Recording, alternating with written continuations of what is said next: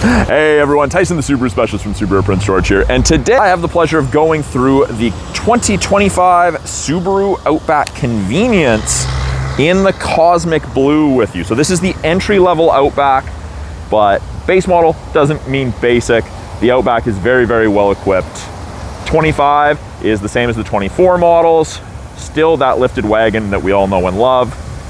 Got a facelift in 23, and it's carried through over to the 25 model year as well.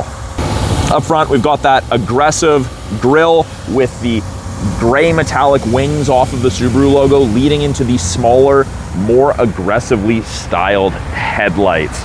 So these headlights, LED, steering responsive, and we have high beam assist. The headlights are ridiculously bright. We have forward-facing LED fog lights, and we have these C-cut channels on the front bumper on either side with the faux vents. But very, very aggressive looking front end on the Outback. It's powered by a 2.5 liter four-cylinder boxer engine producing 182 horsepower. It's a good balance of power and efficiency in a vehicle of this size. We've got 8.7 inches of minimum ground clearance, which is more than your average half-ton pickup truck. So these are kind of point and shoot, especially when it comes to winter conditions. Point them in the right direction and you're gonna go there. Up top, all of the Outbacks, with the exception of the Wilderness, have these roof rails with the integrated tie downs on the front and the rear.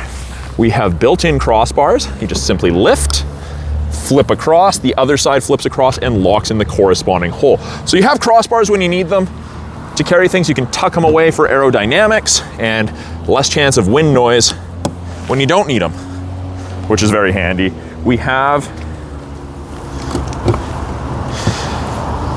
our fuel door on the passenger side. If the driver door is locked, a pin shoots out of there, locks in the corresponding hole, runs regular fuel, nothing fancy. So when the driver door is locked, this is locked. When the driver door is unlocked, the fuel door is unlocked.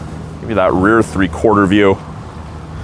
And it's a good looking vehicle. That Cosmic Blue, the camera's really not doing it justice. It's a fantastic looking blue. And of course, being a Subaru, we get Subaru Full-Time Symmetrical all-wheel drive. Now to open this, right between the stars here, at the bottom, there is a little rubber switch. Simply press and lift. Got the backup camera there. And we have a ton of storage in the back of the Outback behind the second row seats. Nice privacy cover, hides everything from the top of the seats down. And this is a 2-stage privacy cover. So what I mean by that stage 1, that's not a lot of height if you've got a box or anything in your hands you're trying to load. So you simply push this, use your elbow, the object you're carrying, and it retracts, goes higher. It'll still hide things underneath it, but you can fit taller objects underneath. And of course, this is easy enough to remove. You simply press that button there and you lift that right out. We've got grocery bag hooks on either side. Have a little storage cubby, a 12-volt power point, and we have 4 hard mount physical tie downs, 1 in each corner. Makes securing awkward cargo very, very easy. We push down, lift up here. We've got spare tire tools, our jack. There's actually a place to put the privacy cover underneath here, and actually something that I really like about the Outback, if you ever have to change a tire or you're storing stuff underneath, it holds it up. Not hands-free, but tires underneath there. It's just very, very handy, and it has its own little hook here so that it doesn't just dangle, which is nice. Now, if you need additional storage, more length, you're carrying some long objects, you can fold the seats down, and you can dramatically increase the amount of storage in there. If you're a car camping sort of person, you got a lot of length in here. We have an easy close hatch. And then in the second row, there's a good amount of passenger room. Taller people will fit, longer legged people will fit. Seats lift up, very easy. Now we can fold them from the second row, we simply push on that. And essentially, if you can see red, it's unlocked. This flips up. And we have fold down armrest, integrated cup holders, and of course we get the light/dark gray 2-tone cloth upholstered interior. If you want to recline these seats, you can pull on this, and of course this is easier to do with 2 hands, but you can see the seat is reclined, and I simply pull that lever and it goes back. So you can recline these seats a little bit, which is nice for longer travel. We've got 2 USB ports out of the center console, keep everyone connected on those longer trips. We have map back pockets on the backs of both front seats for storage, and we have vents underneath each front seat facing rearward to heat up and cool down the second row very, very effectively. Subaru has built this plastic with texture on it, and they want you to use that as a step if you're loading something on the roof rails instead of standing on the tire. And the reason they don't want that is because, one, the tire actually sits a fair bit inside the fender, so you're not going to get as much of your foot on that tire as you can get on that. And if I go straight up, I'm right at the back of the rack system. So I'm probably gonna end up leaning if I'm putting something in a storage container, roof box, and I could potentially put myself in a precarious situation and hurt myself. We've got this little black slot here, and I get asked about that quite often, and it's to do with safety. We've got this extra side impact crash safety bar that Subaru has in all of their vehicles, and that locks in there, and that is designed to stop intrusion into the passenger cab in the event of a side collision, which is very nice, extra safe. The door card itself, even the entry level, the convenience, soft touch with a soft touch armrest, very soft touch armrest. The handle's easy to grip. Even where you put your thumb down here, this is soft touch. There's a little bit of storage with a bottle holder, and if you need it, child lock. Now you do have to do the child lock separately, so depending which side you're using it on, you just have to lock it down. They're not tied together. Solid sounding doors when you close them. Nice solid sound, no tinny sound, which is nice.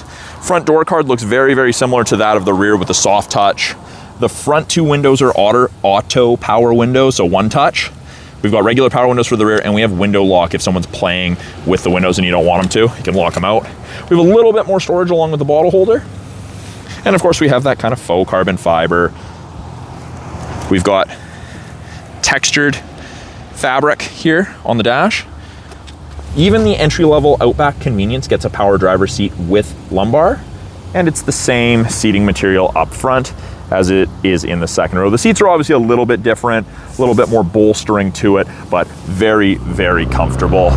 On the inside of the Outback, bottom left of the steering column, there's a place to hook your thumb, and you've got both tilt and telescopic steering options, so you can adjust it to drivers of varying height, leg, and arm lengths.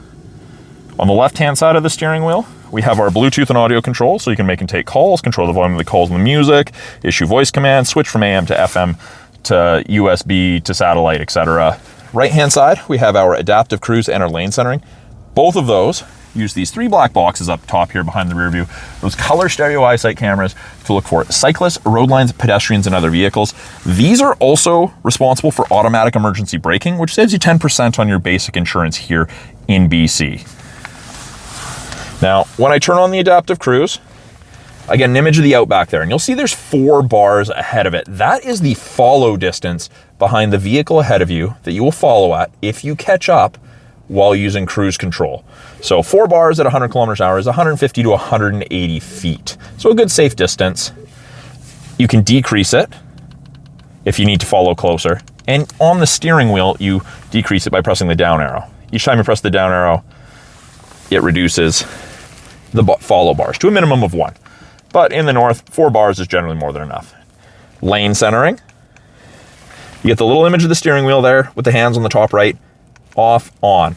Now, above 60 kilometers an hour, if the cameras can see the road lines, whether it's one or both sides, those gray lines will illuminate white.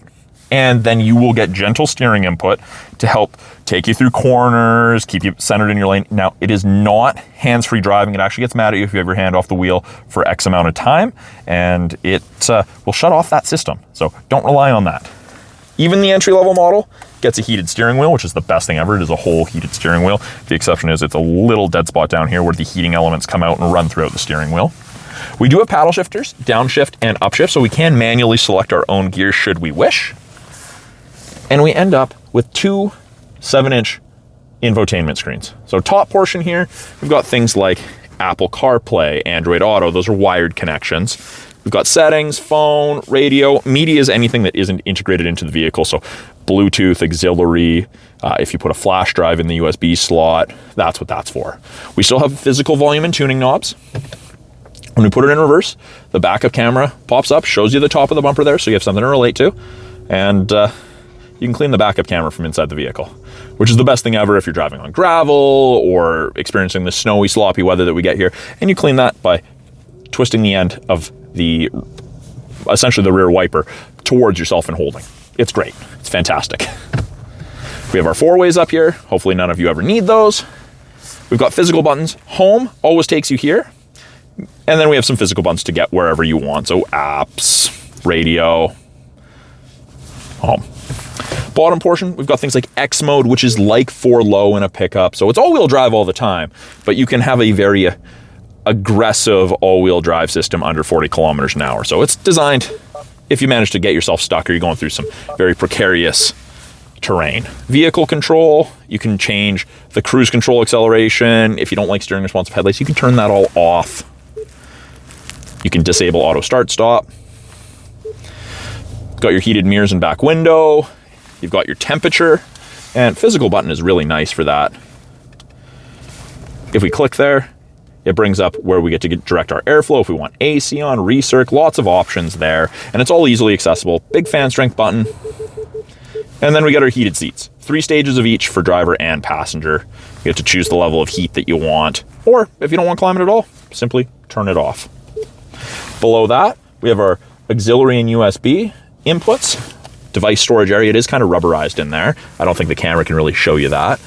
Park brake, you pull up to activate, and if your foot's on the brake and you push down, it goes off. If your foot's not on the brake, it doesn't go off. It is an automatic CVT. We do have that manual mode for those paddle shifters that I was showing you before.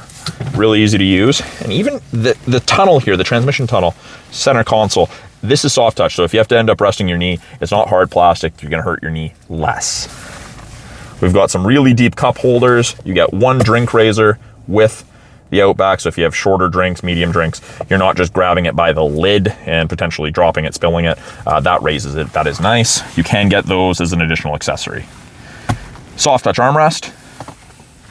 We've got a change tray, coin holder, card holder, and then we have quite a bit of storage in there. There is a 12-volt power point, and there's a place to run cords out of for charging needs, which is nice. So if your armrest is down, you have a cord, you're not crushing the cord. Up top, we have sunglass storage. We've got map lights on either side. We have the door light switch. So if it's set to door and I open a door, the interior lights come on. If you don't like that, you can shut it off. This middle light is also the same and set to door. On each sun visor, we have card holders, and we have vanity mirror with lights. Now this itself, you can extend and pull out if the sun's directly at your left, blinding you. Your passenger has that same option on the right. That is a very quick look at the 2025 Subaru Outback Convenience in the Cosmic Blue. Powered by a 2.5 liter 4-cylinder boxer engine, get 182 horsepower, all-wheel drive with 8.7 inches of minimum ground clearance. Absolutely amazing in rough terrain in our winter weather we get here in the north. Tons of cargo room, roof rail system if you're going to carry anything. It's a great all-rounder vehicle, a lot of function in this vehicle, and of course, great form. I absolutely love the body style of the Outbacks. I have one myself. I can't recommend them highly enough. So thank you for watching my quick walkthrough of the 2025 Subaru Outback Convenience. I'm Tyson, the Subaru specialist from Subaru Prince George. If you guys have any questions about this car behind me, any of the vehicles in the lineup, any of the tech, something you saw in this video that I didn't elaborate on enough for you, please put it in the comments below. I love hearing from you guys. Again, thanks for watching. We'll talk soon.